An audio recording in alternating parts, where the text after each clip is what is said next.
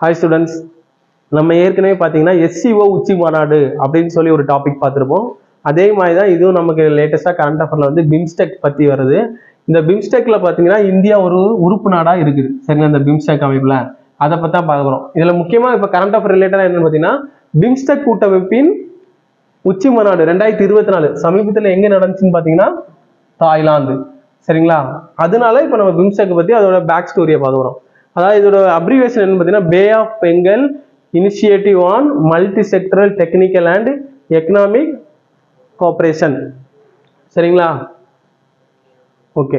இதோட பிம்ஸ்டெக்கோட உறுப்பு நாடுகளின் வெளியுறவு அமைச்சர்கள் மாநாடு 2024 இது எங்க நடந்துச்சுன்னு பாத்தீங்கன்னா டெல்லி. சரிங்களா, பிம்ஸ்டெக்கோட உச்சி மாநாடுன்னு கேட்டா தாய்லாந்து, அதோட வெளியுறவு அமைச்சர்கள் மாநாடுன்னு பாத்தீங்கன்னா டெல்லி.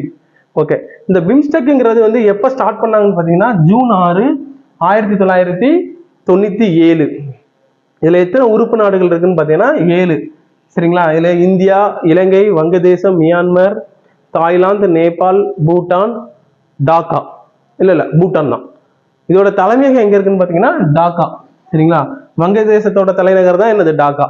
அப்ப இது எப்ப ஸ்டார்ட் பண்ணாங்க, இல்ல எத்தனை உறுப்பு நாடுகள், கீழ்கண்ட எது பிம்ஸ்டெக்கோட உறுப்பு நாடு கிடையாது அப்படின்னு சொல்லி கேட்கலாம். இதோட தலைமையகம் இதெல்லாம் நமக்கு வந்து கேட்கலாம்.